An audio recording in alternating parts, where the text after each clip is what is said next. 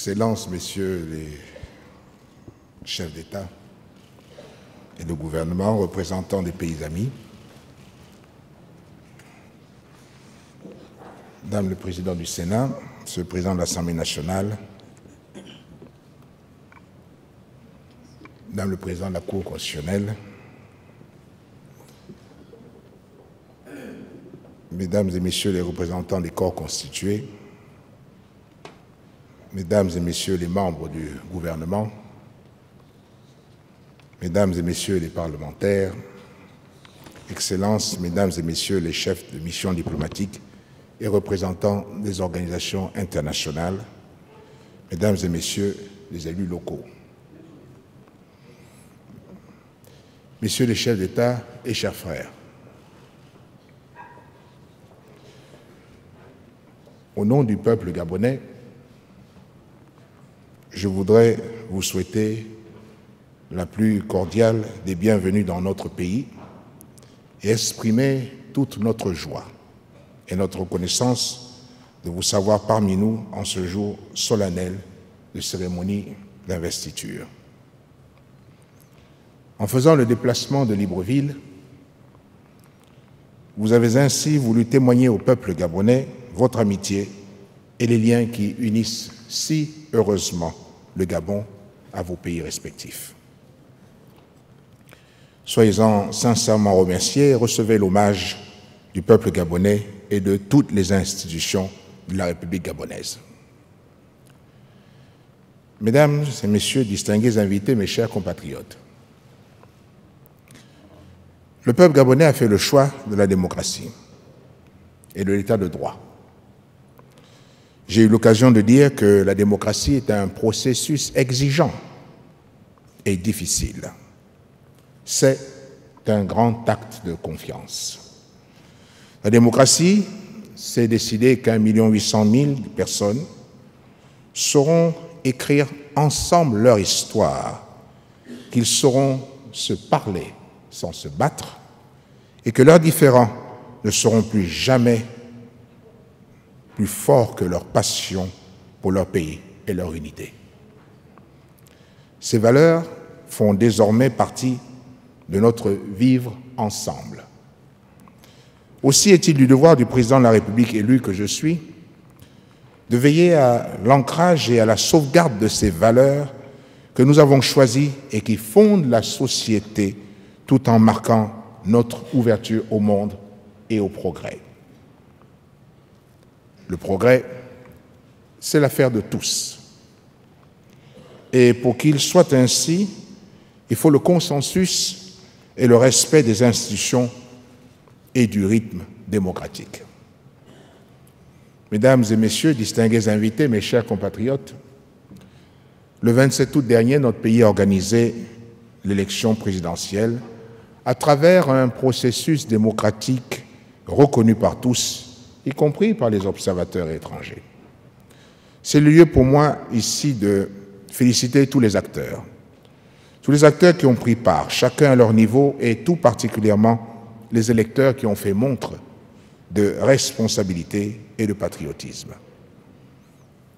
Après l'examen des recours déposés par certains candidats auprès de la Cour constitutionnelle, comme les autorisent nos lois, il en est ressorti que la majorité des Gabonais m'ont choisi pour présider aux destinées du Gabon pour les 7 prochaines années. Je voudrais donc remercier ceux des Gabonaises et des Gabonais qui ont porté leur suffrage sur ma personne, me donnant ainsi la charge d'un deuxième mandat. Quant aux autres, je comprends qu'ils aient voté pour d'autres compatriotes. C'est cela le jeu normal de la démocratie, qui donne à chaque électeur la liberté de voter pour le candidat de son choix. Je suis donc, par votre choix, devenu président de tous les Gabonais, sans distinction de quelle nature que ce soit. Et c'est à ce titre que je viens de prêter serment devant la nation et devant le monde. Cette victoire du peuple gabonais m'oblige et me lie à œuvrer avec détermination pour garantir la cohésion sociale et assurer le développement harmonieux et durable de notre pays.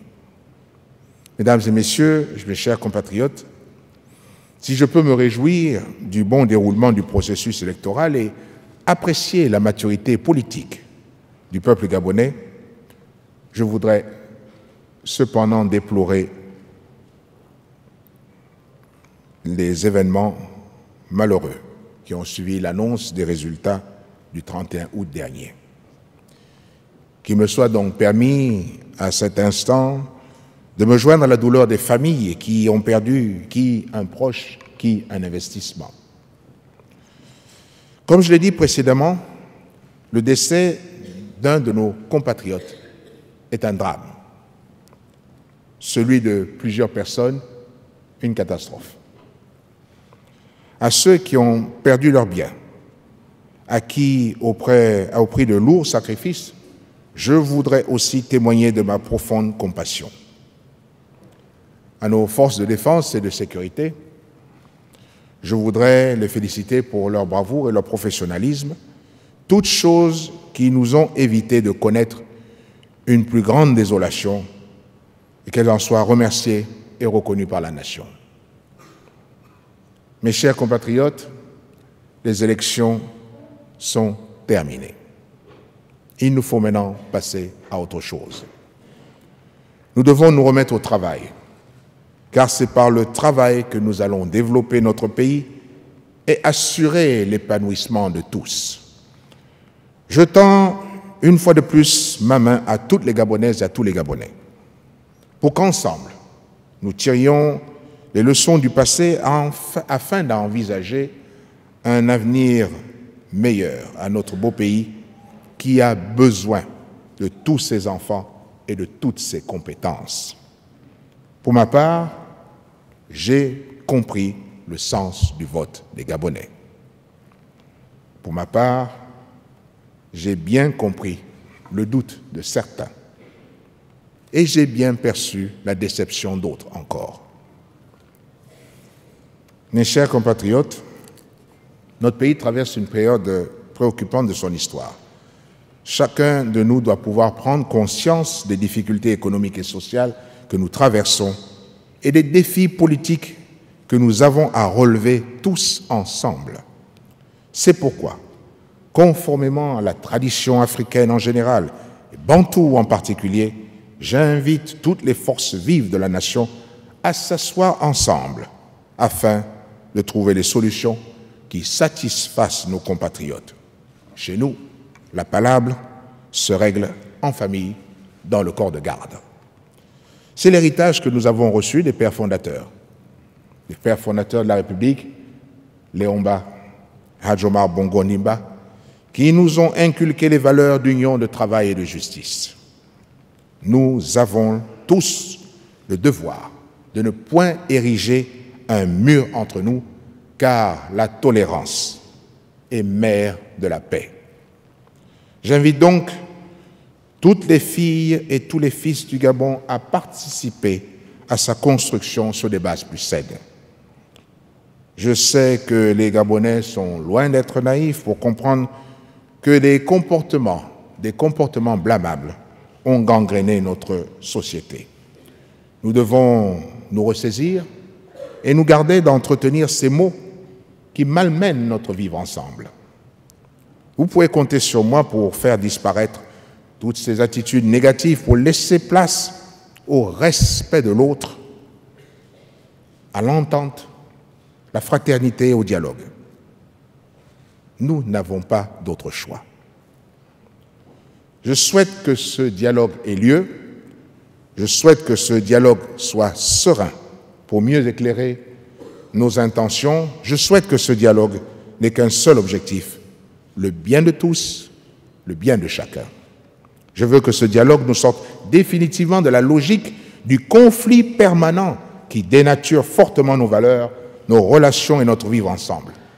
Nous devons entrer dans une dynamique nouvelle, empreinte de concorde et d'apaisement. Nous devons régler nos problèmes entre Gabonais, au Gabon, et au besoin avec l'aide de nos frères africains. C'est l'occasion de remercier tous les Africains, épris de paix et de justice, ainsi que l'Union africaine, pour avoir soutenu le peuple gabonais et leur apporter de sages et précieux conseils pendant les épreuves que nous venons de traverser. Rien sur notre continent ne se fera sans les Africains, comme l'ont déjà dit avant nous les pères des indépendances de l'Afrique. Mes chers compatriotes, notre pays, notre continent ont besoin de nouvelles espérances pour lutter et contrer le désespoir chez bon nombre d'entre nous. Il n'y a pas de fatalité à la pauvreté, au chômage, à la maladie, à la souffrance, à l'ignorance.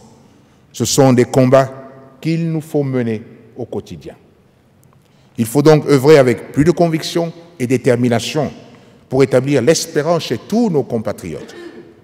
Car l'espoir est un état d'esprit que nous devons reconquérir pour mieux affronter les écueils et relever les défis qui se dressent chaque jour devant nous. C'est tout le sens du programme pour l'égalité des chances que je vous ai proposé durant ma campagne. Ce programme pour une République plus juste, plus solidaire, plus apaisée, va créer, j'en suis convaincu, une nouvelle espérance chez les jeunes, les femmes, les personnes vivant avec un handicap, et plus particulièrement chez les personnes économiquement faibles. Pour y parvenir, nous devons investir massivement dans l'éducation et la formation des jeunes, adaptés aux réalités économiques, sociales et environnementales pour leur assurer employabilité et épanouissement. Cette jeunesse, qui représente un peu plus de la moitié de notre population, mérite toute notre attention afin de lui redonner la confiance nécessaire pour relever les défis d'aujourd'hui et de demain.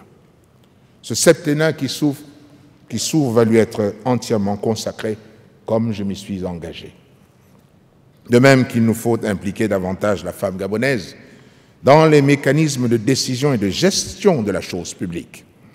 La décennie de la femme en cours doit nous permettre de poursuivre ce processus, le processus de son autonomisation et de la garantie de tous ses droits. Il s'agit pour moi ainsi d'assurer à la famille gabonaise, noyau essentiel de notre société, un avenir confiant, un avenir prometteur, qui ne peut être assuré que dans un pays où règne la paix, la stabilité et la concorde. Mes chers compatriotes, lors de mon premier mandat, je me suis inscrit sous le signe de l'émergence. Je me suis engagé à construire durablement un Gabon nouveau, reposant sur les piliers que sont la diversification de l'économie, la bonne gouvernance, la promotion du capital humain. Je vais poursuivre sur cette lancée de ma vision du développement dans notre pays, tout en mettant toutes les mesures correctives nécessaires à l'ajustement conjoncturel de mon programme pour un Gabon émergent à l'horizon 2025. C'est dans ce sens que j'engagerai le gouvernement que je nommerai dans les prochains jours afin qu'il propose aux Gabonaises et aux Gabonais qui ont manifesté leur impatience les mesures concrètes pour améliorer leur bien-être et vivre dans un environnement sain et propice à leur épanouissement. Je voudrais aussi rassurer nos différents partenaires économiques nationaux que nous resterons à leur écoute pour bâtir ensemble les nouveaux mécanismes à même de favoriser la création de plus de richesses et partant de plus d'emplois. Nous devons inévitablement refonder la confiance et offrir de nouvelles opportunités d'investissement.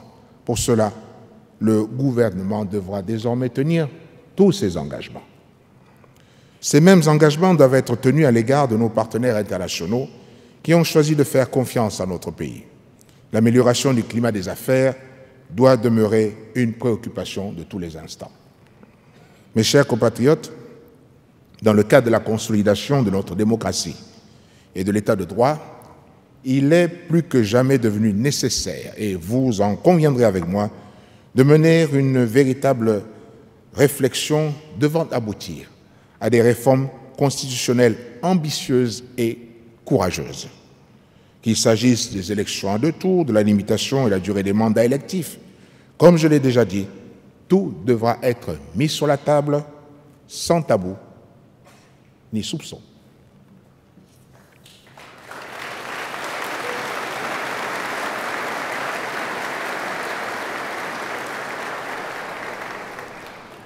Toutes les forces vives de la nation doivent donc participer à ce travail de modernisation et de refondation de notre Constitution afin de construire des institutions encore plus fortes, plus ancrées dans nos valeurs et davantage au service du développement. Il en va de l'avenir de notre pays. Le fond et le format de ces discussions devront être préalablement définis. Mes chers compatriotes, je voudrais rassurer les partenaires internationaux et en particulier nos partenaires traditionnels que nous ne ménagerons aucun effort pour maintenir l'entente et l'amitié entre les peuples. Aux côtés de tous les pays amis, le Gabon compte jouer pleinement son rôle dans le concert des nations. Nous tiendrons nos engagements internationaux et assumerons toutes nos responsabilités, en particulier dans le domaine de la protection de l'environnement et l'utilisation rationnelle de nos ressources naturelles. De même, mon pays restera attaché aux idéaux de dialogue et de paix pour le développement et l'épanouissement des peuples. Nous continuerons à privilégier la force des idées plutôt que celle des armes, tant au plan bilatéral que multilatéral. L'engagement du Gabon en faveur de l'intégration africaine, aussi bien au sein de la CEMAC, de la CEAC, que de l'Union africaine, demeurera entier. Mes chers compatriotes, je reste conscient que notre pays devra entrer dans une ère nouvelle, celle d'un Gabon plus protecteur, plus juste, plus prospère. C'est dans ce cheminement collectif vers un destin partagé et dans la paix que je m'investirai dans notre Gabon d'abord. Et je vous exhorte à toujours préserver l'héritage de la paix et de l'unité nationale, nos biens communs. Et sous le regard de Dieu, œuvrons, comme l'enseignait saint François d'Assise, à demeurer des instruments de paix, afin que là où il y a la haine, nous puissions apporter l'amour, et là où il y a la discorde, nous puissions apporter l'harmonie.